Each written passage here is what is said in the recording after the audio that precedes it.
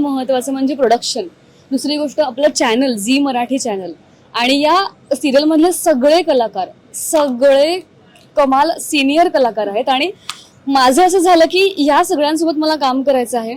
आपल्या हर्षदाताई, तुषार सर, ह्या सगळ्यांसोबत काम करण्याची म्हणजे प्रत्येकाची इच्छा असते आणि माझीही पूर्वीपासून होती.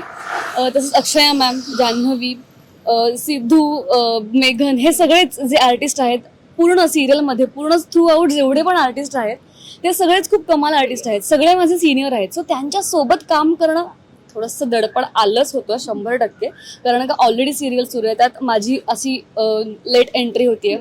सो दडपण तर आलं होतं, पण प्रचंड छान वाटलं मला की जेव्हा लक्ष्मी निवास मला या मालिकेमध्ये विचारणं आलं आणि मला करायचंय.